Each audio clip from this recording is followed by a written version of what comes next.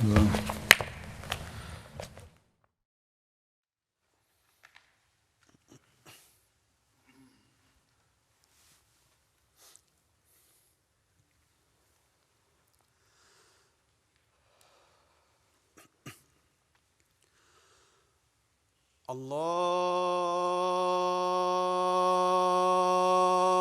أكبر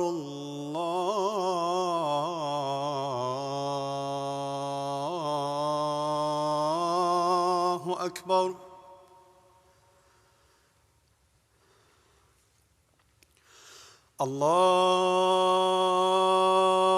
الله أكبر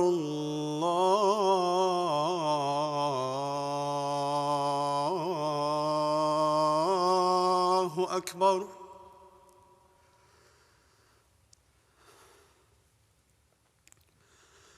أشهد أن لا إله إلا الله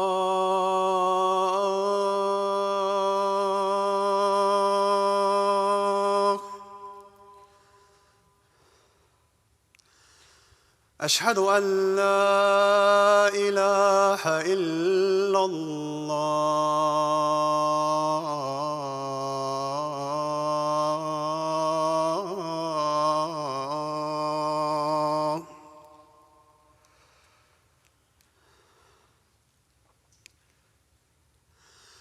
أشهد أن محمدًا رسول الله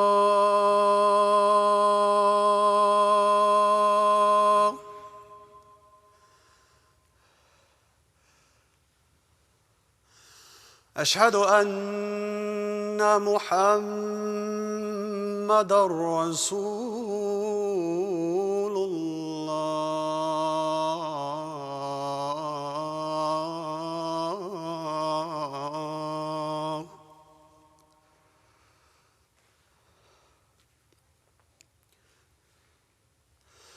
حي على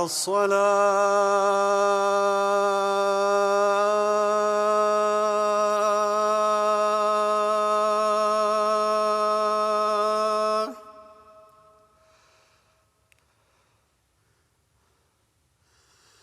حي على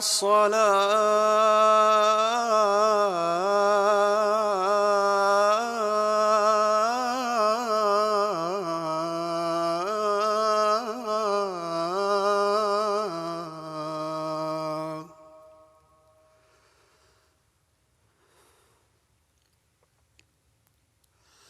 حي على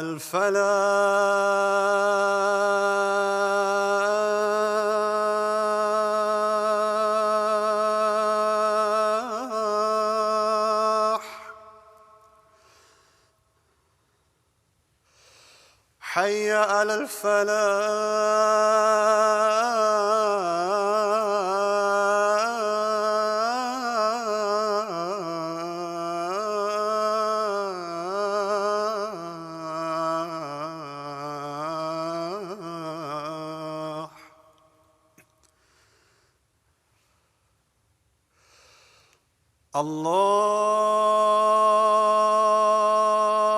الله أكبر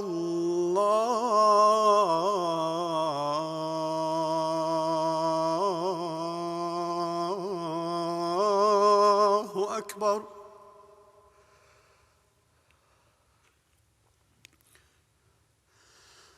لا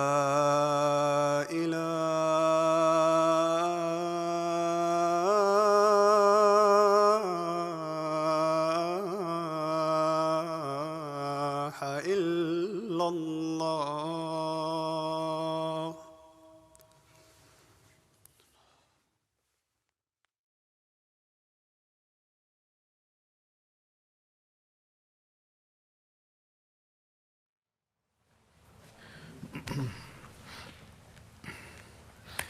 السلام علیکم ورحمۃ اللہ.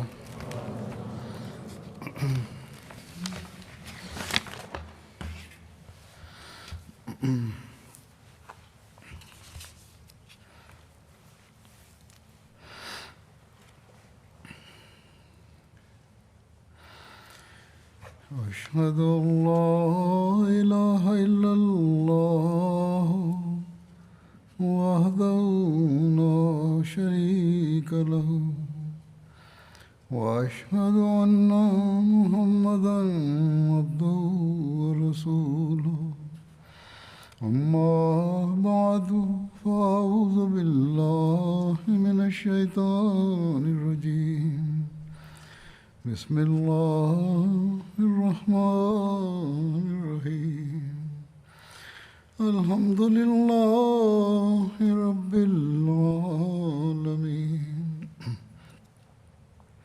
الرحمن الرحيم مالك يوم الدين إياك نعبد وإياك نستعين اهدنا الصراط المستقيم صراط الذين أنعمت عليهم غير المغضوب عليهم ولا الضالين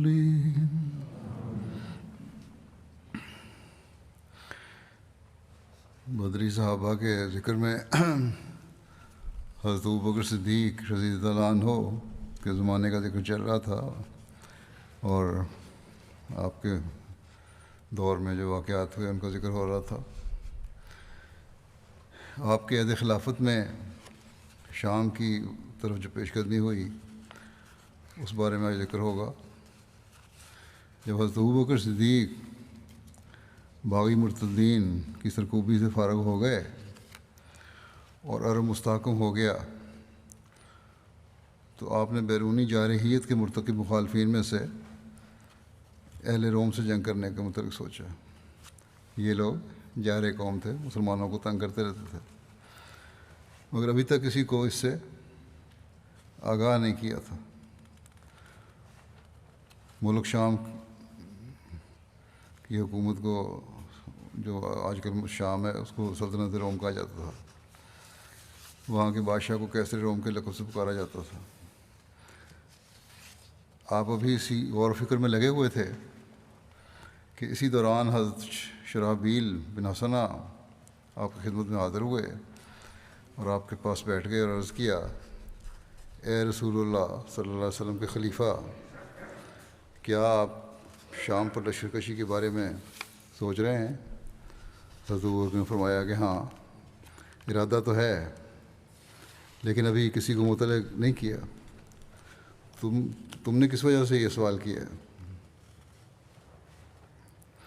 حضرت شرحبیل نے عرض کیا کہ جی ہاں اے رسول اللہ صلی اللہ علیہ وسلم کے خلیفہ، میں نے خواب دیکھا ہے کہ آپ اپنے ساتھیوں کے ساتھ دشوار گزار پہاڑی راستے پر چل رہے ہیں.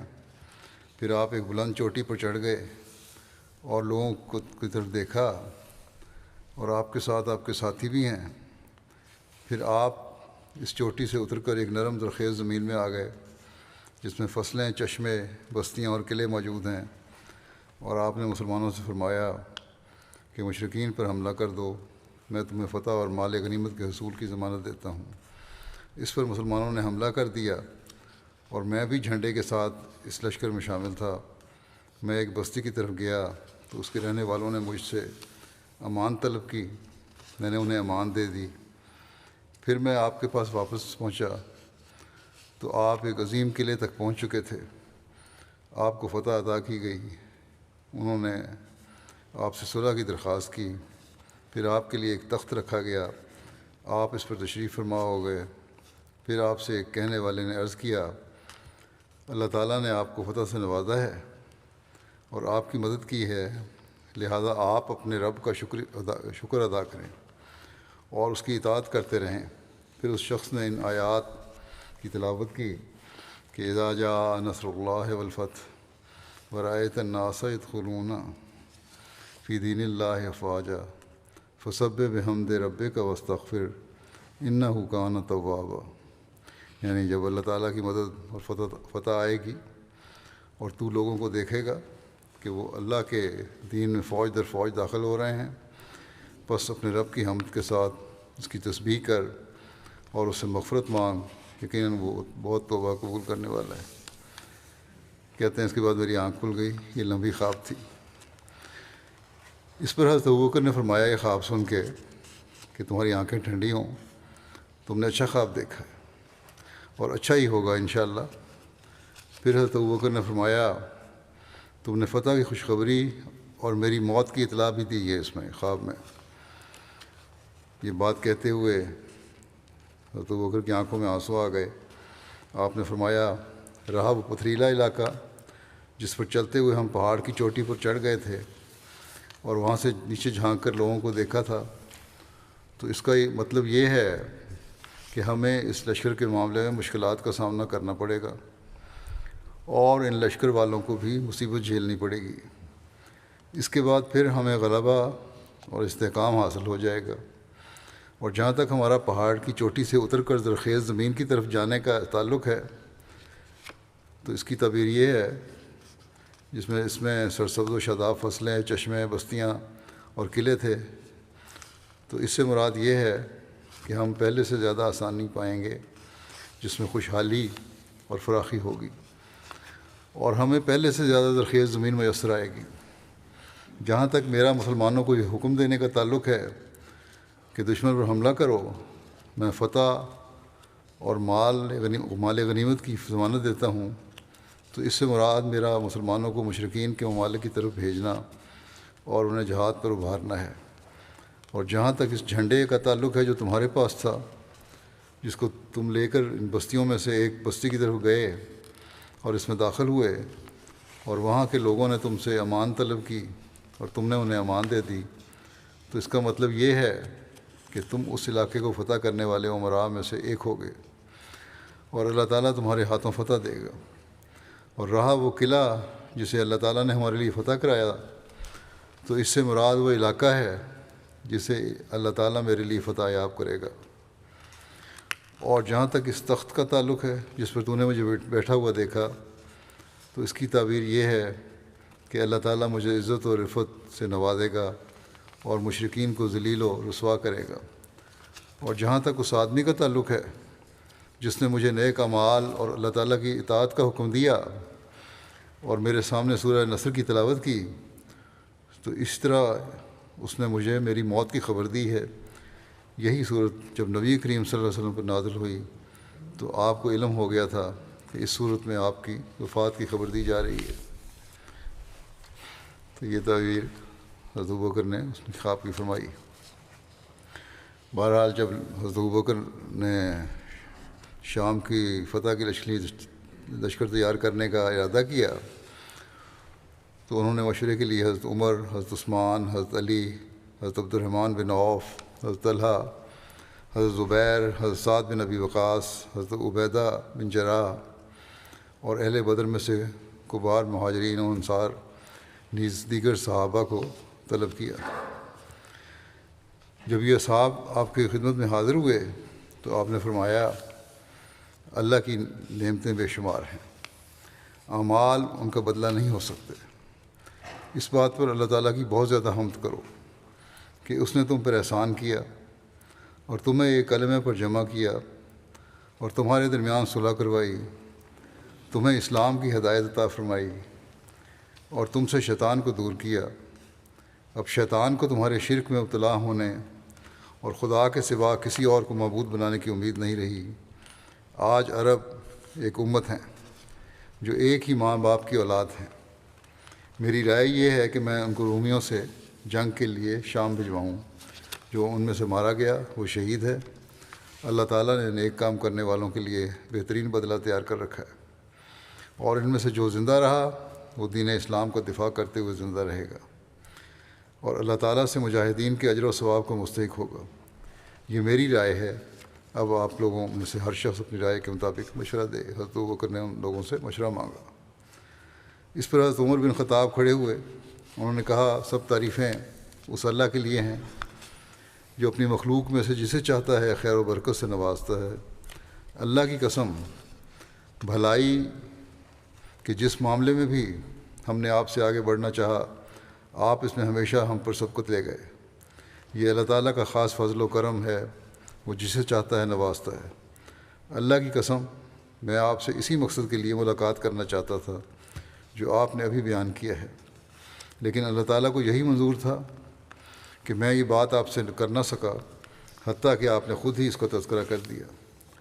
یقیناً آپ کی رائے صحیح ہے، اللہ نے آپ کو صحیح راہ کا ادراک عطا فرمایا ہے۔ پھر حضرت عبد الرحمن بن عوف، حضرت عثمان بن عفان، حضرت طلحہ، حضرت زبیر، حضرت سعد، حضرت ابو عبیدہ، حضرت سعید بن زید، حضرت علی اور دیگر تمام حاضرین مجلس مہاجرین اور انصار نے آپ کی رائے کی تائید کرتے ہوئے عرض کیا، ہم آپ کی بات بھی سنیں گے اور اطاعت بھی کریں گے، ہم آپ کی حکم عدولی نہیں کریں گے اور آپ کی تحریک پر لبیک کہیں گے۔ پھر حضرت ابوبکر لوگوں سے خطاب کرنے کے لیے کھڑے ہوئے دوبارہ، اور آپ نے اللہ تعالیٰ کی حمد و ثنا بیان کی جس کا وہ اہل ہے، اور نبی کریم صلی اللہ علیہ وسلم پر درود و سلام بھیجا۔ پھر فرمایا، اے لوگو، بلا شبہ اللہ تعالیٰ نے تمہیں اسلام کی نعمت دے کر تم پر بڑا احسان کیا، تمہیں جہاد کے ذریعے سے معزز کیا، تمہیں دین اسلام کے ذریعے دوسرے ادیان پر فضیلت دی، لہٰذا اللہ کے بندو، ملک شام میں رومیوں سے جنگ کے لیے تیار ہو جاؤ۔ اب میں تمہارے امراء مقرر کرنے والا ہوں اور انہیں تمہارا کمانڈر بنانے لگا ہوں۔ تم اپنے رب کی اطاعت کرنا، اپنے امراء کی خلاف ورزی نہ کرنا، اور اپنی نیت رضا الہی کے لیے خالص رکھنا۔ سیرت و کردار بہتر سے بہتر بنانا، اور کھانا پینا صحیح رکھنا۔ اللہ تعالیٰ پرہیزگاروں اور احسان کرنے والوں کا ساتھ دیتا ہے۔ حضرت ابوبکر نے حضرت بلال کو حکم دیا تو انہوں نے لوگوں میں اعلان کر دیا کہ اے لوگوں، اپنے رومی دشمن سے جنگ کے لیے شام کی طرف نکلو، اور مسلمانوں کے امیر حضرت خالد بن سعید ہوں گے۔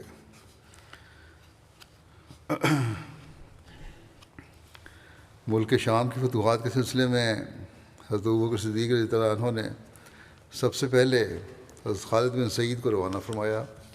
چنانچہ ایک روایت کے مطابق حضرت ابوبکر جب حج کر کے واپس مدینہ تشریف لائے تو 13 ہجری میں آپ نے حضرت خالد بن سعید کو ایک لشکر کے ہمراہ شام کی طرف روانہ فرمایا، جبکہ بعض لوگ کہتے ہیں کہ جس وقت حضرت ابوبکر نے خالد بن ولید کو عراق روانہ فرمایا تھا، اسی وقت حضرت خالد بن سعید کو شام کی طرف روانہ فرمایا تھا۔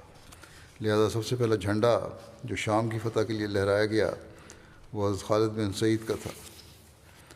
اس کے علاوہ ایک روایت سے معلوم ہوتا ہے کہ جب حضرت ابوبکر نے مرتدین کے خلاف 11 لشکر تیار کر کے روانہ فرمائے تھے تو اس وقت ہی آپ نے حضرت خالد بن سعید کو شام کی سرحدوں کی حفاظت کے لیے تیمہ جانے کا حکم دیا تھا، اور ہدایت فرمائی تھی کہ اپنی جگہ سے نہ ہٹنا، اطراف کے لوگوں کو اپنے سے ملنے کی دعوت دینا، اور صرف ان لوگوں کو بھرتی کرنا جو مرتد نہ ہوئے ہوں، اور صرف ان سے جنگ کرنا جو تم سے جنگ کریں، یہاں تک کہ میری طرف سے کوئی اور حکم آ جائے۔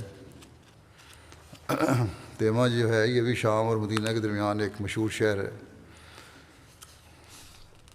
حضرت ابوبکر نے رومیوں کے خلاف جنگ کے لیے اہل مدینہ کے علاوہ دیگر علاقوں کے مسلمانوں کو بھی تیار کرنا شروع کیا اور انہیں جہاد میں شامل ہونے کی ترغیب دلائی۔ چنانچہ آپ نے اہل یمن کی طرف بھی ایک خط لکھا جس کا متن اس طرح سے ہے کہ رسول اللہ صلی اللہ علیہ وسلم کے خلیفہ کی طرف سے اہل یمن میں سے مومنین اور مسلمانوں کے ہر فرد کے لیے جس پر یہ پڑھا جائے تم پر سلامتی ہو۔ میں تمہارے سامنے اللہ کی حمد کرتا ہوں جس کے سوا کوئی معبود نہیں۔ اللہ تعالیٰ نے مسلمانوں پر جہاد فرض کیا ہے اور انہیں حکم دیا ہے کہ وہ اس کے لیے تھوڑی تیاری یا بھرپور تیاری کر کے نکلیں۔ اللہ تعالیٰ نے فرمایا، وَجَاهِدُوا بِأَمْوَالِكُمْ وَأَنفُسِكُمْ فِي سَبِيلِ اللَّهِ، اور اللہ کی راہ میں اپنے مالوں اور اپنی جانوں کے ساتھ جہاد کرو۔ پس جہاد لازمی فریضہ ہے اور اللہ کے ہاں اس کا اجر عظیم ہے، اور ہم نے مسلمانوں کو شام میں رومیوں سے جہاد کے لیے تیاری کا حکم دیا ہے۔ ان کی نیتیں اچھی اور مرتبہ بلند ہے۔ بس اے اللہ کے بندو، اپنے رب کے فرض اور اس کے نبی کی سنت اور دو میں سے ایک نیکی کی طرف جلدی کرو، یا تو شہادت یا پھر فتح اور مال غنیمت ہے۔ اللہ تعالیٰ اپنے بندے کی بے عمل باتوں سے راضی نہیں ہوتا اور نہ اس کے دشمنوں سے جہاد ترک کرنے سے راضی ہوتا ہے، یہاں تک کہ وہ حق کو قبول کر لیں اور قرآن کریم کے حکم کو مان لیں۔ اللہ تمہارے دین کی حفاظت کرے اور تمہارے دلوں کو ہدایت دے اور تمہارے اعمال کو پاک کر دے اور تمہیں صبر کرنے والے مجاہدین جیسا اجر عطا کرے۔ حضرت ابوبکر نے خط حضرت انس بن مالک کے ہاتھ بھیجا تھا۔ حضرت انس کہتے ہیں کہ میں یمن پہنچا اور ایک ایک محلے اور ایک ایک قبیلے سے آغاز کیا۔ میں ان کے سامنے حضرت ابوبکر خط پڑھتا تھا، اور جب میں خط پڑھنے سے فارغ ہوتا تھا تو کہتا تمام تعریفیں اللہ کے لیے ہیں، اور میں گواہی دیتا ہوں کہ اللہ کے سوا کوئی معبود نہیں اور محمد اللہ کے رسول ہیں صلی اللہ علیہ وسلم۔ میں رسول اللہ صلی اللہ علیہ وسلم کے خلیفہ اور مسلمانوں کا پیغام رساں ہوں۔ غور سے سنو، میں نے مسلمانوں کو اس حالت میں چھوڑا ہے کہ وہ ایک لشکر کی صورت میں جمع ہیں، انہیں اپنے دشمن کی طرف روانہ ہونے سے صرف تمہاری یعنی مدینہ آمد کا انتظار روکے ہوئے ہے۔ بس تم جلدی سے اپنے بھائیوں کی طرف کوچ کرو، اے مسلمانوں اللہ تم پر رحم کرے۔ حضرت انس مدینہ واپس پہنچے اور حضرت ابوبکر کو لوگوں کی آمد کی خوشخبری سناتے ہوئے عرض کیا کہ یمن کے بہادر، دلیر اور شاہ سوار پراگندہ بالوں اور گرد و غبار سے بھرے ہوئے آپ کے پاس پہنچنے والے ہیں۔ وہ اپنے مال و اسباب اور بیوی بچوں کے ساتھ نکل چکے ہیں۔ دوسری طرف حضرت خالد بن سعید تیمہ پہنچ کر وہیں مقیم ہو گئے اور اطراف کی بہت سی جماعتیں ان سے آ ملیں۔ رومیوں کو مسلمانوں کے اس عظیم لشکر کی خبر ہوئی تو انہوں نے اپنے زیر اثر عربوں سے شام کی جنگ کے لیے فوجیں طلب کیں۔ حضرت خالد بن سعید نے حضرت ابوبکر کو رومیوں کی اس تیاری کے متعلق لکھا۔ حضرت ابوبکر نے جواباً لکھا کہ تم پیش قدمی کرو، ذرا مت گھبراؤ اور اللہ سے مدد طلب کرو۔ اس پر حضرت خالد بن سعید رومیوں کی طرف بڑھے، مگر جب آپ ان کے قریب پہنچے تو وہ ادھر ادھر منتشر ہو گئے اور انہوں نے اپنی جگہ کو چھوڑ دیا۔ حضرت خالد بن سعید اس جگہ پر قابض ہو گئے اور اکثر لوگ جو آپ کے پاس جمع تھے مسلمان ہو گئے۔ حضرت خالد بن سعید نے حضرت ابوبکر کو اس کی اطلاع دی۔ حضرت ابوبکر نے لکھا کہ تم آگے بڑھو، مگر اتنا آگے نہ نکل جانا کہ پیچھے سے دشمن کو حملہ کرنے کا موقع مل جائے۔ حضرت خالد بن سعید ان لوگوں کو لے کر چل پڑے، یہاں تک کہ ایک مقام پر پڑاؤ کیا۔ وہاں ان کے مقابلے پر ایک رومی پادری بہان نامی آیا۔ حضرت خالد بن سعید نے اسے شکست دی اور اس کے لشکروں میں سے بہتوں کو قتل کیا، اور بہان نے فرار ہو کر دمشق کی طرف پناہ لی۔ حضرت خالد بن سعید نے اس کی اطلاع حضرت ابوبکر کو دے کر مزید کمک طلب کی۔ اس وقت حضرت ابوبکر کے پاس یمن سے جہاد شام کی غرض سے ابتدائی طور پر کوچ کر کے آنے والے لوگ موجود تھے۔ اس کے علاوہ مکہ اور یمن کے درمیان کے لوگ بھی آئے ہوئے تھے۔ ان لوگوں میں حضرت ذوالقلاء بھی تھے۔ نیز حضرت اکرمہ بھی مرتدین کے خلاف جنگ سے کامیاب ہو کر حضرت ابوبکر کے پاس واپس لوٹے تھے، جن کے ساتھ کچھ علاقوں کے اور لوگ بھی تھے۔ ان سب کے متعلق حضرت ابوبکر نے امرائے صدقات کو لکھا کہ جو لوگ تبدیلی کے خواہاں ہوں ان کو تبدیل کر دو، تو سب نے تبدیل ہونا چاہا اور ان سب کو بدل کر ایک نیا لشکر تیار کیا گیا۔ اس لیے اس لشکر کا نام جیش البدال پڑ گیا۔ یہ فوجیں حضرت خالد بن سعید کے پاس پہنچیں۔ اس کے بعد بھی حضرت ابوبکر لوگوں کو شام کی جنگ کے لیے ترغیب دلاتے رہے۔ حضرت ابوبکر نے حضرت ولید بن عقبہ کو حضرت خالد بن سعید کی طرف شام پہنچنے کا ارشاد فرمایا۔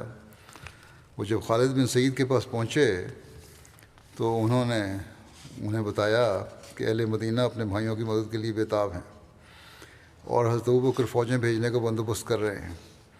یہ سن کر حضرت خالد بن سعید کی خوشی کی انتہا نہ رہی، اور انہوں نے اس خیال سے کہ رومیوں پر فتح یابی کا فخر انہی کے حصے میں آئے، حضرت ولید بن عقبہ کو ساتھ لے کر رومیوں کی عظیم الشان فوج پر حملہ کرنا چاہا، جس کی قیادت ان کا سپہ سالار بہان کر رہا تھا۔ گویا حضرت خالد بن سعید نے رومی لشکر پر حملہ کرتے وقت حضرت ابوبکر کی اس ہدایت کو نظر انداز کر دیا کہ تم اتنا آگے نہ نکل جانا کہ پیچھے سے دشمن کو حملہ کرنے کا موقع مل جائے، اور بہرحال وہ اپنی پشت کے دفاع سے غافل ہو گئے اور دیگر امراء کے پہنچنے سے پہلے ہی رومیوں سے جنگ شروع کر دی۔ بہان اپنی ساتھیوں کے ہمراہ ان کے سامنے سے ہٹ کر دمشق کی طرف نکل گیا۔ بہان کا پیچھے ہٹنا اصل میں ایک چال تھی۔ وہ مسلمانوں کو گھیرے میں لے کر پیچھے سے ان پر حملہ کرنا چاہتا تھا۔ اس خطرے سے حضرت ابوبکر نے انہیں خبردار کیا تھا، لیکن کامیابی کے جذبے نے حضرت خالد بن سعید کو خلیفہ وقت کی اس تنبیہ سے غافل کر دیا اور آگے بڑھنے پر اکسا دیا۔ حضرت خالد بن سعید دشمن کی فوج میں آگے گھسے گئے۔ اس وقت ان کے ہمراہ حضرت ولید بن عقبہ کے علاوہ حضرت القلاء اور حضرت اکرمہ بھی تھے۔ وہاں حضرت خالد بن سعید کو بہان کی فوجی چوکیوں نے ایک ساتھ مل کر محصور کر لیا اور ان کے راستے روک لیے۔ حضرت خالد کو اس کی خبر تک نہ ہوئی۔ اس کے بعد بہان نے پیش قدمی کی اور ایک جگہ حضرت خالد کے بیٹے سعید کو کچھ لوگوں کے ساتھ پانی کی تلاش میں گھومتے ہوئے پا لیا اور ان سب کو قتل کر دیا۔ حضرت خالد بن سعید کو اس کی خبر ہوئی، یعنی ان کے بیٹے اور ان کے ساتھیوں کی قتل کے ہونے کی خبر ہوئی، شہید ہونے کی، تو سواروں کے ایک دستے کے ساتھ وہاں سے فرار ہو گئے اور بجائے اس کے مقابلہ کرتے وہاں سے چھوڑ کے چلے گئے۔ ان کے بعد بہت سے ساتھی بھی گھوڑوں اور اونٹوں پر سوار ہو کر اپنے لشکر سے منقطع ہو گئے۔ خالد شکست کھاتے ہوئے ذو المروہ تک پہنچ گئے، مگر حضرت اکرمہ اپنی جگہ سے نہ ہٹے بلکہ مسلمانوں کی مدد کرتے رہے۔ ذو المروہ مکہ اور مدینہ کے درمیان مدینہ سے کچھ 96 میل کے فاصلے پر ایک جگہ ہے۔ بہرحال حضرت اکرمہ نے بہان اور اس کی فوجوں کو حضرت خالد کا تعاقب کرنے سے باز رکھا۔ اس کی اطلاع جب حضرت ابوبکر کو ہوئی تو آپ نے حضرت خالد سے ناراضگی کا اظہار فرمایا اور مدینہ میں داخل ہونے کی اجازت نہ دی۔ البتہ بعد میں جب انہیں مدینہ میں داخل ہونے کی اجازت مل گئی تو انہوں نے حضرت ابوبکر سے اس فعل پر معافی مانگی۔ حضرت خالد بن سعید کی اس ناکامی کے باوجود حضرت ابوبکر صدیق کی عزم و حوصلہ میں ہرگز فرق نہ آیا۔ جب انہیں یہ خبر پہنچی کہ حضرت اکرمہ اور حضرت ذوالقلاء اسلامی لشکروں کو رومیوں کے چنگل سے بچا کر واپس شام کی سرحدوں پر لے آئے ہیں اور وہاں مدد کے منتظر ہیں، تو حضرت ابوبکر صدیق نے ایک لمحہ ضائع کیے بغیر کمک بھیجنے کا انتظام شروع کر دیا۔ حضرت ابوبکر صدیق نے اس سلسلے میں 4 بڑے لشکر تیار کیے جنہیں شام کے مختلف علاقوں کی جانب روانہ کیا۔ ان کی تفصیل اس طرح ملتی ہے۔ ایک تھا لشکر جو پہلا تھا یزید بن ابو سفیان کا۔ یہ حضرت معاویہ کے بھائی تھے اور ابو سفیان کے خاندان میں بہترین آدمی تھے۔ بطور کمک بھیجے جانے والے ان 4 لشکروں میں سے یہ پہلا لشکر تھا جو شام کی طرف آگے بڑھا۔ حضرت ابوبکر نے اس لشکر کا امیر حضرت یزید بن ابو سفیان کو بنایا۔ ان کے ذمے دمشق پہنچ کر اس کو فتح کرنا اور دیگر 3 لشکروں کی بوقت ضرورت مدد کرنا تھا۔ اس لشکر کی تعداد ابتدا میں 3000 تھی۔ پھر حضرت ابوبکر نے مزید امداد بھیجی جس سے ان کی تعداد تقریباً 7000 ہو گئی۔ حضرت یزید بن ابو سفیان کے اس لشکر میں مکے کے لوگوں میں سے سہیل بن عمر اور ان جیسے اور ذی مرتبہ لوگ بھی شریک تھے۔ سہیل بن عمر یہ زمانہ جاہلیت میں قریش کے سرکردہ لوگوں اور زیرک سرداروں میں سے تھے، اور صلح حدیبیہ کے موقع پر رسول کریم صلی اللہ علیہ وسلم کے ساتھ معاہدہ کرتے ہوئے انہوں نے کفار مکہ کی نمائندگی کی تھی۔ یہ فتح مکہ کے موقع پر مسلمان ہوئے تھے۔ جب حضرت ابوبکر نے حضرت یزید بن ابو سفیان کے لیے جھنڈا باندھا تو ربیعہ بن عامر کو بلایا اور ان کے لیے بھی ایک جھنڈا باندھا، اور انہیں فرمایا کہ تم یزید بن ابو سفیان کے ساتھ جاؤ گے، ان کی نافرمانی اور مخالفت نہ کرنا۔ پھر آپ نے حضرت یزید بن ابو سفیان سے فرمایا اگر تم اپنے مقدمۃ الجیش کی نگرانی ربیعہ بن عامر کے سپرد مناسب سمجھو تو ضرور ایسا کرنا۔ ان کا شمار عرب کے بہترین شاہ سواروں اور تمہاری قوم کے صلحاء میں سے ہوتا ہے، اور میں بھی امید رکھتا ہوں کہ یہ اللہ کے نیک بندوں میں سے ہیں۔ اس پر حضرت یزید نے عرض کیا ان کے بارے میں آپ کے حسن ظن اور ان کے متعلق آپ کی امید نے میرے دل میں ان کی محبت کو اور زیادہ بڑھا دیا ہے۔ پھر حضرت ابوبکر ان کے ساتھ پیدل چلنے لگے تو حضرت یزید نے کہا کہ اے خلیفۃ الرسول صلی اللہ علیہ وسلم، یا تو آپ بھی سوار ہو جائیں یا مجھے اجازت دیں کہ میں بھی آپ کے ساتھ پیدل چلنا شروع کر دوں، کیونکہ میں ناپسند کرتا ہوں کہ خود تو سوار ہوں اور آپ پیدل چلیں۔ اس پر حضرت ابوبکر نے فرمایا، نہ تو میں سوار ہوں گا اور نہ ہی تم سواری سے نیچے اترو گے، میں اپنے ان قدموں کو اللہ کی راہ میں اٹھتے ہوئے سمجھتا ہوں۔ پھر آپ نے حضرت یزید کو وصیت کرتے ہوئے فرمایا، اے یزید، میں تمہیں اللہ کا تقوی اختیار کرنے، اس کی اطاعت کرنے، اس کی خاطر اظہار کرنے اور اس سے ڈرتے رہنے کی وصیت کرتا ہوں۔ جب دشمن سے تمہاری مٹ بھیڑ ہو اور اللہ تمہیں فتح نصیب کرے تو تم خیانت نہ کرنا اور مصلح نہ کرنا، یعنی شکلیں نہ بگاڑنا لوگوں کی، مقتولوں کی، اور تم بدعہدی نہ کرنا اور نہ ہی بزدلی دکھانا، اور کسی چھوٹے بچے کو قتل نہ کرنا، اور نہ کسی بوڑھے کو، اور نہ ہی کسی عورت کو، اور نہ کھجور کے درخت کو جلانا، اور نہ ہی انہیں تباہ و برباد کرنا، اور کسی پھلدار درخت کو نہ کاٹنا۔ تم کسی جانور کو ذبح نہ کرنا سوائے کھانے کے لیے، بلا وجہ جانوروں کو بھی ذبح نہیں کرنا یا مارنا نہیں۔ اور تم کچھ ایسے لوگوں کے پاس سے گزرو گے جنہوں نے اللہ کے لیے اپنے آپ کو گرجوں میں وقف کر رکھا ہوگا، بس تم انہیں اور اس چیز کو جس کے لیے انہوں نے اپنے آپ کو وقف کر رکھا ہوگا چھوڑ دینا۔ یعنی جو راہب ہیں، گرجوں کے پادری ہیں، ان کو کچھ نہیں کہنا۔ اور تم کچھ ایسے لوگوں کو بھی پاؤ گے کہ شیطان نے ان کے سر کے بال درمیان سے صاف کیے ہوں گے، ان کے سروں کا درمیانی حصہ اس طرح ہوگا جیسے تیتر نے انڈے دینے کے لیے زمین میں گڑھا کھودا ہو۔ ایک روایت میں یہ بھی ہے کہ یہ الفاظ ہیں کہ تمہیں ایسے لوگ ملیں گے جو اپنے سر کے بال درمیان سے صاف کیے ہوں گے اور چاروں طرف سے پٹیوں کی مانند بال چھوڑے ہوں گے، بس تم ان کے سروں کے صاف کیے ہوئے حصوں پر تلوار سے ضرب لگانا۔ ان لوگوں کو جو مارنے کا حکم ہے، ان لوگوں کے بارے میں مختلف روایات ہیں۔ کہا جاتا ہے کہ عیسائیوں کا ایک گروہ تھا جو راہب تو نہیں تھے لیکن مذہبی لیڈر تھے، جو مسلمانوں کے خلاف جنگ کے لیے بھڑکاتے رہتے تھے اور جنگ میں حصہ بھی لیتے تھے۔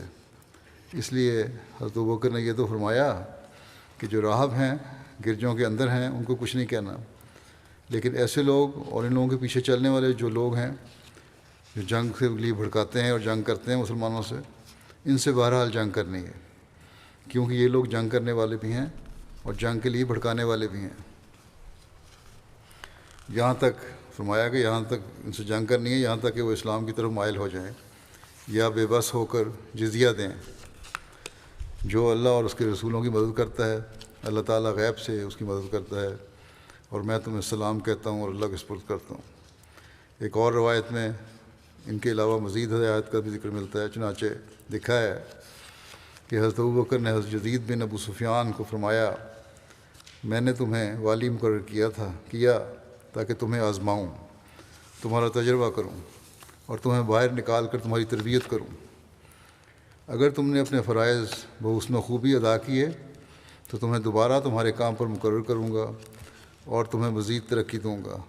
اگر تم نے کوتاہی کی تو تمہیں معزول کر دوں گا۔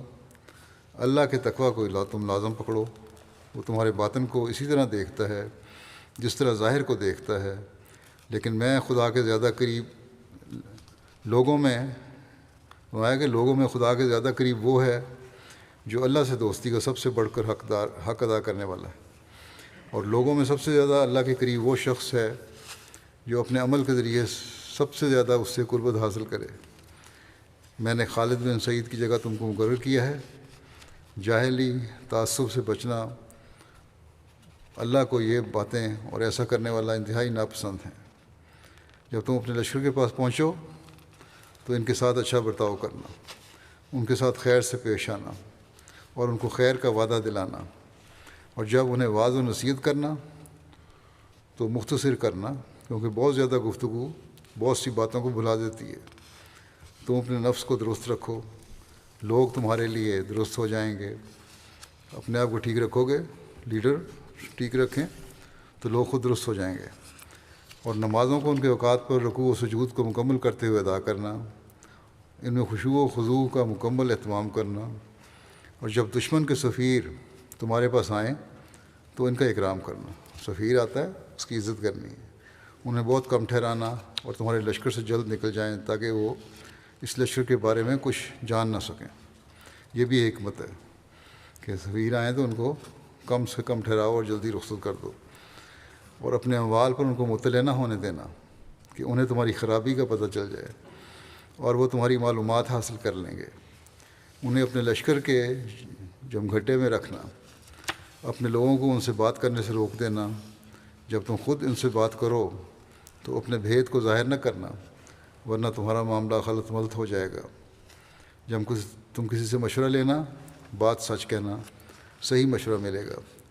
مشیر سے اپنی خبر مت چھپانا، ورنہ تمہاری وجہ سے تمہیں نقصان پہنچے گا۔ یہ بھی ایک اصول ہے، جسے مشورہ لینا ہے اس کو پھر ہر باریک بات بھی بتانی پڑتی ہے تاکہ وہ صحیح مشورہ دے سکے اور کم سے کم نقصان ہو۔ رات کے وقت اپنے دوستوں سے باتیں کرو، تمہیں بہت سی خبریں مل جائیں گی اور معلومات اکٹھی کرو رات کو، اور پوشیدہ باتیں تم پر ظاہر ہو جائیں گی۔ حفاظتی دستے میں زیادہ افراد کو رکھنا اور انہیں اپنی فوج میں پھیلا دینا، اور اکثر بغیر اطلاع دیے اچانک ان کی چوکیوں کا معائنہ کرنا۔ جسے اپنی حفاظت گاہ سے غافل پاؤ اس کی اچھی طرح تعدیب کرنا، اور سزا دیتے ہوئے افراد سے کام نہ لینا۔ رات میں ان کی باریاں مقرر کرنا، اول شب کی باری آخری شب سے لمبی رکھنا، کیونکہ دن سے قریب ہونے کی وجہ سے یہ باری آسان ہوتی ہے۔ شروع رات کی جو ڈیوٹی ہے وہ لمبی رکھو، کیونکہ وہ جاگنا آسان ہے اس میں، اور آخری رات کی باری ذرا جو ڈیوٹی ہے وہ کم ہو۔ سزا کے مستحق کو سزا دینے سے مت ڈرنا، اس میں نرمی نہ کرنا، سزا دینے میں جلدی نہ کرنا اور نہ بالکل نظر انداز کرنا۔ پھر فرمایا کہ اپنی فوج سے غافل نہ رہنا کہ وہ خراب ہو جائیں، اور ان کی جاسوسی کر کے ان کو رسوا نہ کرنا، ان کی راز کی باتیں لوگوں سے نہ بیان کرنا، ان کے ظاہر پر اکتفا کرنا، بیکار قسم کے لوگوں کے ساتھ مت بیٹھنا، سچے اور وفادار لوگوں کے ساتھ بیٹھنا، دشمن سے مٹبھیڑ کے وقت ڈٹ جانا، بزدل نہ بننا ورنہ لوگ بھی بزدل ہو جائیں گے، مال غنیمت میں خیانت سے بچنا، یہ محتاجی سے قریب کرتی ہے اور فتح و نصرت کو روکتی ہے۔ تم ایسے لوگوں کو پاؤ گے جنہوں نے اپنے آپ کو گرجوں میں وقف کر رکھا ہوگا، بس تم انہیں اور جس کام میں انہوں نے اپنے آپ کو مشغول رکھا ہوگا اسے چھوڑ دینا۔ تو یہ ایک مکمل لائحہ عمل ہے جو ہر لیڈر کے لیے، ہر عہدیدار کے لیے کام کرنے کے لیے، عمل کرنے کے لیے بڑا ضروری ہے۔ اس کے بعد حضرت ابوبکر نے حضرت یزید کا ہاتھ پکڑا اور انہیں الوداع کرتے ہوئے فرمایا، تم پہلے شخص ہو جسے میں نے مسلمانوں کے معززین پر امیر مقرر کیا ہے، جو نہ تو کم حیثیت کے لوگ ہیں، نہ کمزور، نہ گھٹیا، نہ مذہبی تشدد رکھنے والے ہیں۔ بس تم ان کے ساتھ اچھا سلوک کرنا اور ان کے ساتھ نرم رویہ اختیار کرنا اور اپنا بازو کو جھکائے رکھنا اور ان سے اہم معاملات میں مشورہ کرنا، حسن سلوک کرنا۔ اللہ تمہارے لیے تمہارے ساتھیوں کو حسن سلوک کرنے والا بنائے، اور پھر فرمایا کہ ہماری خلافت کی ذمہ داریوں کی ادائیگی میں مدد فرمائے۔ پھر حضرت یزید اپنے لشکر کو لے کر شام کی طرف روانہ ہو گئے۔ حضرت ابوبکر ہر صبح شام نماز فجر اور عصر کے بعد یہ دعا کیا کرتے تھے کہ اے اللہ، تو نے ہمیں پیدا کیا، ہم کچھ بھی نہ تھے، پھر تو نے اپنی جناب سے رحمت اور فضل کرتے ہوئے ہماری طرف ایک رسول بھیجا، پھر تو نے ہمیں ہدایت دی جب کہ ہم گمراہ تھے، اور تو نے ہمارے دلوں میں ایمان کی محبت ڈال دی جب کہ ہم کافر تھے، ہم تعداد میں تھوڑے تھے اور تو نے ہمیں زیادہ کیا، ہم پراگندہ تھے، تو نے ہمیں اکٹھا کر دیا، ہم کمزور تھے، تو نے ہمیں طاقت بخشی، پھر تو نے ہم پر جہاد فرض کیا اور ہمیں مشرکین سے اس وقت تک جنگ کرنے کا حکم دیا یہاں تک کہ وہ لا الہ الا اللہ کا اقرار کر لیں اور وہ اپنے ہاتھ سے جزیہ ادا کریں، اور وہ بے بس ہو چکے تھے۔ اے اللہ، یا تو مسلمان ہو جائیں، یا اگر مسلمان نہیں ہوتے تو پھر جزیہ ادا کریں۔ اے اللہ، ہم تیرے اس دشمن سے جہاد کے بدلے تیری خوشنودی کے خواہاں ہیں، جس نے تیرے ساتھ شریک ٹھہرایا اور تیرے سوا اور معبودوں کی عبادت کی۔ اے اللہ، تیرے سوا کوئی معبود نہیں، ظالم جو کہتے ہیں تیری شان اس سے بہت بلند ہے۔ اے اللہ، اپنے مشرک دشمنوں کے مقابلے میں اپنے مسلمان بندوں کی مدد فرما۔ اے اللہ، انہیں آسان فتح نصیب فرما اور ان کی بھرپور مدد کر۔ ان میں سے جو کم ہمت ہیں انہیں بہادر بنا دے، اور ان کے قدموں کو ثبات بخش، اور ان کے دشمنوں کو لڑکھڑا دے، اور ان کے دلوں میں رعب ڈال دے، اور ان کو تباہ و برباد کر دے، اور انہیں جڑ سے کاٹ ڈال، اور ان کی کھیتیوں کو تباہ کر دے، اور ہمیں ان کی زمینوں، ان کے گھروں، ان کے اموال اور ان کے نشانات کا وارث بنا، اور تو ہمارا ولی اور ہم پر مہربان ہو جا، اور ہمارے معاملات کو درست کر دے۔ تیری نعمتوں سے حصہ پانے کے لیے ہمیں شکر گزار لوگوں میں سے بنا دے۔ تو ہمیں اور مومن مردوں اور مومن عورتوں کو، اور مسلمان مردوں اور مسلمان عورتوں کو بھی بخش دے، ان میں سے جو زندہ ہیں ان کو بھی، اور جو وفات پا چکے ہیں ان کو بھی۔ اللہ ہمیں اور تمہیں دنیا اور آخرت میں قول ثابت کے ساتھ مضبوطی سے کھڑا رہنے والا بنائے۔ یقیناً وہ مومنوں کے ساتھ بہت مہربان اور بار بار رحم کرنے والا ہے۔ دوسرا لشکر جو تھا شرحبیل بن حسنہ کا تھا، اور شرحبیل بن حسنہ کے والد کا نام عبداللہ بن مطاع اور والدہ کا نام حسنہ تھا۔ آپ کی کنیت ابو عبداللہ تھی، اور حضرت شرحبیل کے والد ان کے بچپن میں ہی فوت ہو گئے تھے، اور یہ اپنی والدہ حسنہ کے نام پر شرحبیل بن حسنہ کہلائے۔ حضرت شرحبیل ابتدائی اسلام لانے والوں میں سے تھے۔ خلافت راشدہ میں یہ مشہور سپہ سالاروں میں سے تھے، ایک تھے۔ 18 ہجری میں 67 سال کی عمر میں ان کی وفات ہوئی۔ حضرت شرحبیل بن حسنہ کی روانگی کے لیے حضرت ابوبکر نے حضرت یزید بن ابو سفیان کی روانگی کے 3 دن بعد کی تاریخ مقرر فرمائی۔ جب تیسرا دن گزر گیا تو آپ نے حضرت شرحبیل کو الوداع کہا اور فرمایا، اے شرحبیل، کیا تم نے یزید بن ابو سفیان کو جو وصیت میں نے کی اس کو نہیں سنا؟ انہوں نے عرض کیا، کیوں نہیں؟ مجھے نصیحتیں میں پڑھی ہیں پہلے، میں نے سنی ہیں۔ اس پر حضرت ابوبکر نے فرمایا، میں تمہیں اسی کی مانند وصیت کرتا ہوں، اور ان باتوں کی بھی وصیت کرتا ہوں جن کا ذکر یزید کو کرنا بھول گیا تھا۔ میں تمہیں نماز وقت پر ادا کرنے کی وصیت کرتا ہوں، اور جنگ کے روز ثابت قدم رہنے کی، یہاں تک کہ تم فتح حاصل کر لو یا شہید ہو جاؤ، اور مریضوں کی عیادت کرنے اور جنازوں میں شامل ہونے، اور ہر حال میں بکثرت اللہ کا ذکر کرنے کی وصیت کرتا ہوں۔ ابو سفیان نے آپ سے عرض کیا کہ یزید ان صفات پر پہلے ہی کاربند ہے، اور شام جانے سے قبل ہی اس پر دوام اختیار کیے ہوئے تھا، اب وہ اس کو زیادہ لازم کر لے گا انشاءاللہ۔ حضرت شرحبیل نے جواب دیا، اللہ سے مدد مانگتے ہیں، جو اللہ چاہے گا وہی ہوگا۔ پھر حضرت ابوبکر کو الوداع کہا اور اپنے لشکر کے ساتھ جانب شام روانہ ہو گئے۔ حضرت شرحبیل کے لشکر کی تعداد 3000 سے 4000 تک تھی۔ آپ کو یہ حکم فرمایا کہ تبوک اور بلقاء جائیں اور پھر بصرہ کا رخ کریں، اور یہ آخری منزل ہو۔ بصرہ شام کا ایک قدیم اور مشہور شہر ہے۔ حضرت شرحبیل بلقاء کی طرف روانہ ہو گئے۔ کوئی قابل ذکر مقابلہ نہ ہوا۔ بلقاء جو ہے یہ بھی شام کے علاقے میں واقع ہے۔ آپ کا لشکر حضرت عبیدہ بن جراح کے بائیں اور لشکر عمر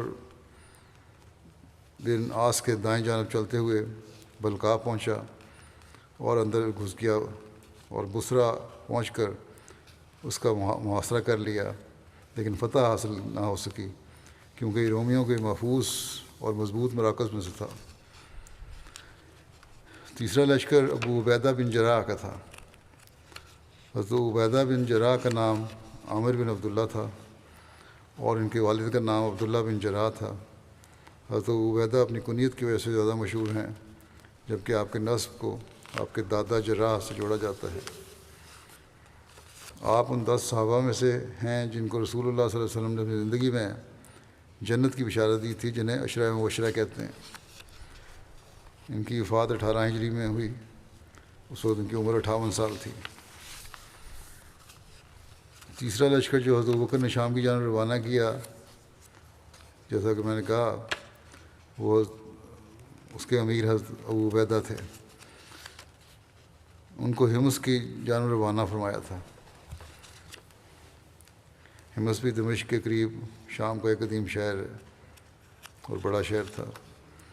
حضرت ابو عبیدہ کے لشکر کی تعداد 7,000 تھی، جبکہ ایک روایت کے مطابق آپ کے لشکر کی تعداد 3,000 سے 4,000 تک تھی۔ حضرت ابو عبیدہ راستے میں گزرتے ہوئے بلغا کی ایک بستی معاب کے پاس سے گزرے۔ یہ کوئی شہر نہیں تھا بلکہ خیموں کی ایک بستی تھی۔ وہاں کے لوگوں سے آپ کی جنگ ہوئی، مگر پھر ان لوگوں نے آپ سے صلح کی درخواست کی، جس پر آپ نے ان کے ساتھ صلح کر لی۔ یہ سب سے پہلی صلح تھی جو شام کے علاقے میں ہوئی۔ حضرت ابوبکر نے حضرت ابو عبیدہ کے ساتھ قیس بن حبیرہ کو بھی روانہ فرمایا تھا۔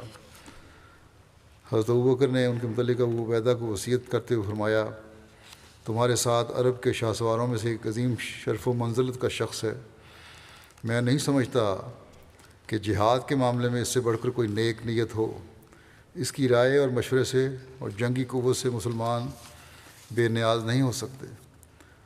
اس کو اپنے سے قریب رکھنا اور اس کے ساتھ لطف و کرم کا برتاؤ کرنا اور اسے یہ محسوس کرانا کہ تم اس سے بے نیاز نہیں ہو، اس سے تمہیں اس کی خیر خواہی حاصل رہے گی اور دشمن کے مقابلے میں اس کی کوششیں تمہارے ساتھ ہوں گی۔ حضرت ابو عبیدہ وہاں سے چلے گئے تو حضرت ابوبکر نے قیس بن حبیرہ کو بلایا اور فرمایا، تمہیں ابو عبیدہ امین امت کے ساتھ بھیج رہا ہوں۔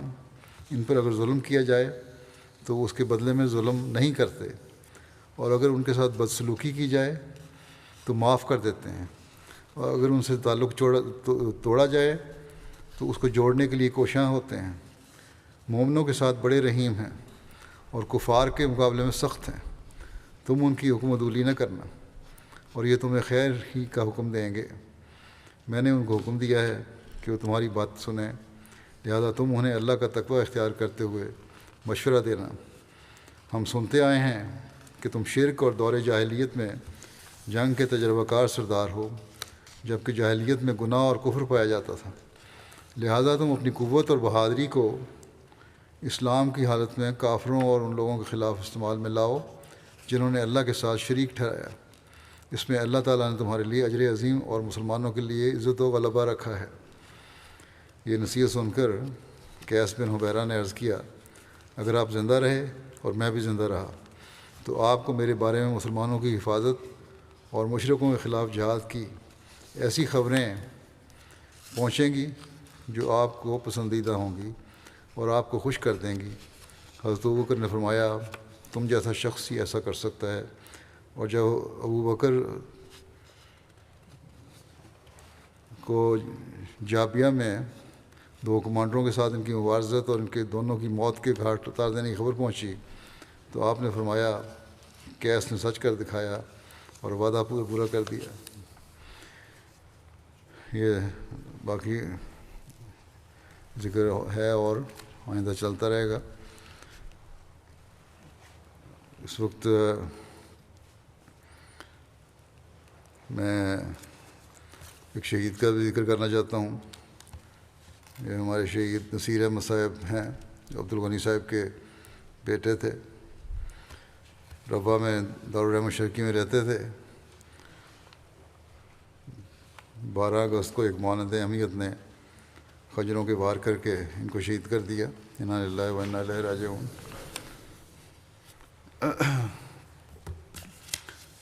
تفصیلات کے مطابق نصیر احمد صاحب بس اسٹاپ پر اپنے ایک اخبار فروش دوست کے پاس رکے تو ایک مذہبی جنونی حافظ شہزاد حسن وہاں آ گیا اور ان سے پوچھا کہ کیا آپ احمدی ہیں؟ جس پر نصیر احمد صاحب نے جواباً کہا کہ میرا تعلق جماعت احمدیہ سے ہے، جس پر مذکورہ شخص نے جماعت مخالفانہ نعرے بازی کا مطالبہ کیا۔ انکار پر اپنے تھیلے سے خنجر نکال کر نعرے لگاتے ہوئے نصیر احمد صاحب پر وار کیے، متعدد وار کیے، اور چند سیکنڈ میں اتنے وار کیے کہ وہ جان لیوا ثابت ہوئے۔ بہرحال خنجر کے متعدد واروں کی تاب نہ لاتے ہوئے یہ شہید ہو گئے۔ ان کی عمر شہادت کے وقت 62 سال تھی۔ وقوع کے بعد قاتل نے اپنے بیان میں کہا کہ مجھے اس فعل پر کوئی شرمندگی نہیں ہے اور آئندہ بھی موقع ملا تو اس کام سے گریز نہیں کروں گا۔ یہ سارا واقعہ یہ ہوا ہے 1-2 منٹ میں ہوا، بلکہ 1 منٹ کے اندر اندر ہی، اور کہتے ہیں کہ 2 منٹ 2.5-3 منٹ کے اندر اندر ان کو اسپتال ہی پہنچا دیا تھا، لیکن بہرحال اللہ کو یہی منظور تھا، اور وہ جو بھی وار تھے وہ جان لیوا ثابت ہوئے اور شہید ہوئے۔ شہید مرحوم کے خاندان میں احمدیت کا نفوذ شہید مرحوم کے دادا مکرم فیروز الدین صاحب آف رائے پور ضلع سیالکوٹ کے ذریعے ہوا، جنہوں نے 1935 میں خلافت ثانیہ میں بیعت کر کے احمدیت میں شمولیت اختیار کی تھی۔ پرائمری تعلیم کے بعد انہوں نے آگے نہیں پڑھائی کی، اپنے آبائی پیشہ ذمہ داری سے منسلک ہو گئے۔ 10 سال پہلے یہ باہر بھی کچھ عرصہ رہے، ملائیشیا وغیرہ میں ملازمت کرتے رہے، پھر پاکستان آ گئے۔ 10 سال پہلے یہ رائے پور ضلع سیالکوٹ سے روا شفٹ ہوئے۔ آج کل فارغ تھے، کوئی کام نہیں کر رہے تھے، دل کے مریض بھی تھے۔ زیادہ وقت محلہ کی سطح پر جماعتی خدمات میں گزارتے تھے۔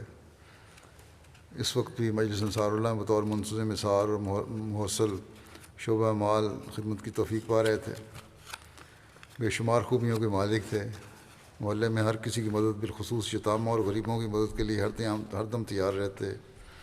مسجد کی صفائی کا بھی خاص خیال رکھتے۔ نہایت دیانتدار، محنتی، ملنسار اور دلیر انسان تھے۔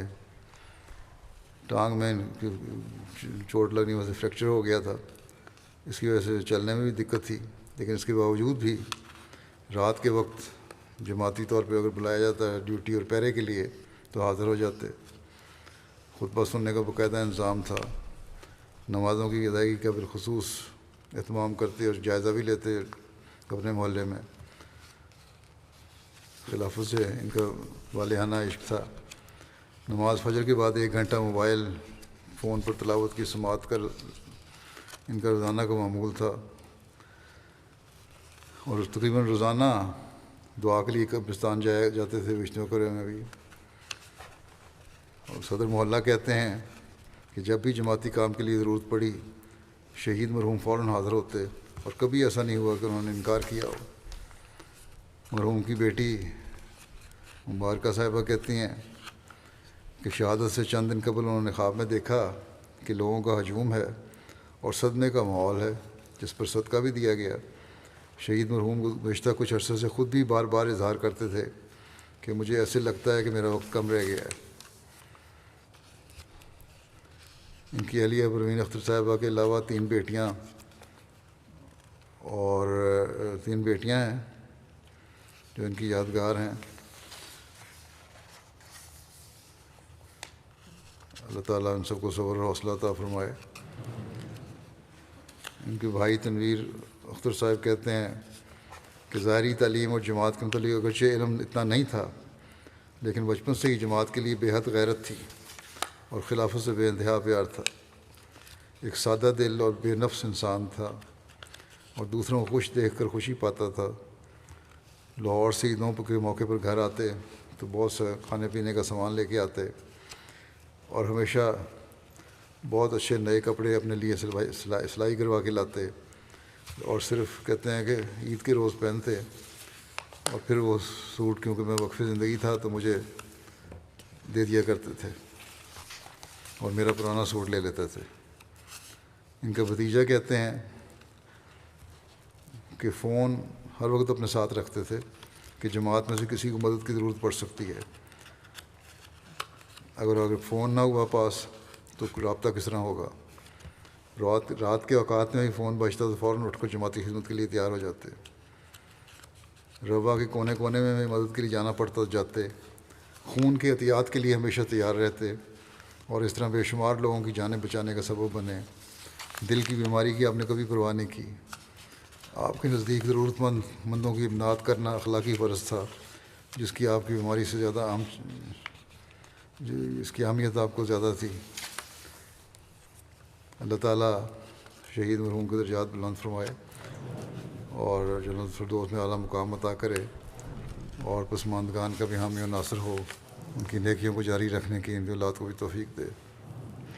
نماز کے بعد میں انشاءاللہ جنازہ غائب بھی پڑھاؤں گا ان کا۔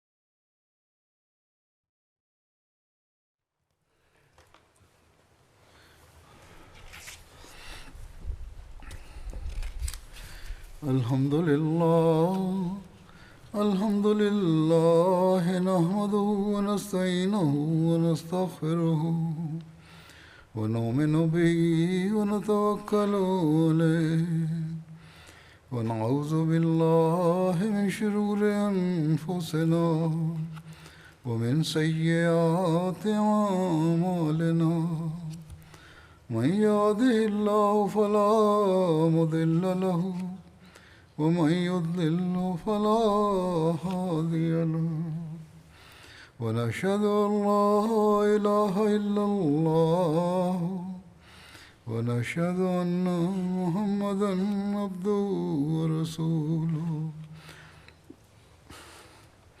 عباد الله رحمكم الله إن الله يأمر بالعدل والإحسان وإيتاء ذي القربى وينهى عن الفحشاء والمنكر والبغي يعظكم لعلكم تذكرون اذكروا الله يذكركم وادعوه يستجب لكم ولذكر الله أكبر